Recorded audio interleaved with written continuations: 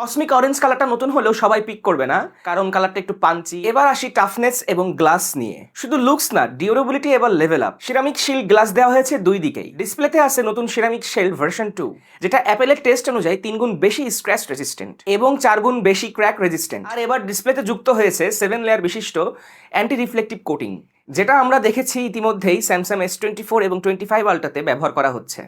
IPhone 17 প্রোতে ব্যবহার করা হয়েছে 6.3 ইঞ্চির ডিসপ্লে এবং আইফোন 17 প্রো ম্যাক্সে ব্যবহার করা হয়েছে 6.9 ইঞ্চি ডিসপ্লে। এবার অ্যাপেলের সকল ফোনে আছে ProMotion 120 hertz adaptive refresh rate, যেটা আসলে 1 হার্টস পর্যন্ত নামতে পারে। আপগ্রেড হয়েছে পিক ব্রাইটনেসে, এখন 3000 নিটস পর্যন্ত পিক ব্রাইটনেস প্রোভাইড করবে।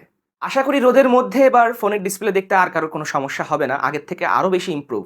ক্যামেরা সেকশনে টেলিফটো আপগ্রেড করা হয়েছে। ক্যামেরা প্লেটিউ, যেটা একবারে ইউনিবডির অংশ, 12 মেগাপিক্সেল বাদ দিয়ে এবার পাচ্ছেন 48 মেগাপিক্সেলের টেলিফটো ফিউশন সেন্সর, যা এবার